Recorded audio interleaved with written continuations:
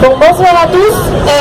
Je suis venue d'Argentine. Je fais partie d'une commission de travailleurs du pétrole qui ont été condamnés à la prison du seul fait d'avoir lutté pour leur salaire.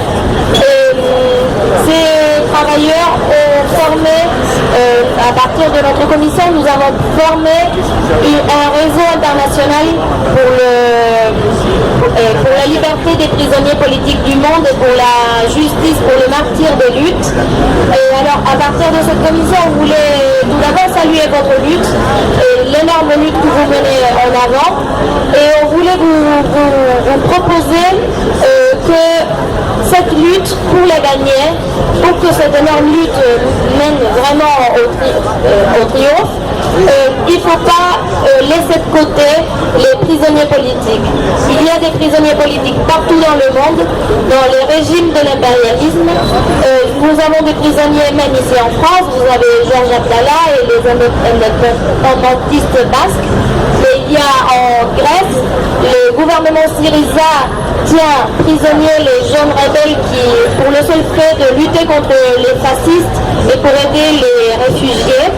Et vous avez même justement les réfugiés qui sont des vrais prisonniers dans des camps en plein air, des camps de concentration.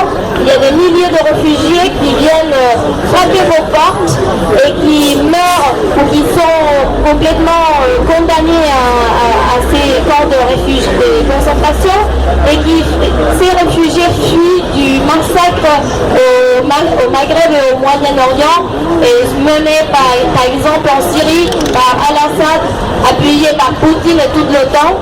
Et alors, on ne peut pas oublier ces massacres, on ne peut pas laisser de côté les prisonniers politiques, parce que pire se trouvent les réfugiés dans les frontières, plus le massacre continue en Syrie, comme ces derniers jours, il y a eu des milliers de bombes qui tombaient au quartier populaire d'Alep. Plus ce massacre s'approfondit, plus on va être pire en Europe et dans tous les pays impérialistes. Alors, on proposait justement de faire une commission pour la liberté des prisonniers politiques et contre le massacre en Syrie et pour les réfugiés, parce que justement on peut pas laisser que les réfugiés continuent à être dans les frontières.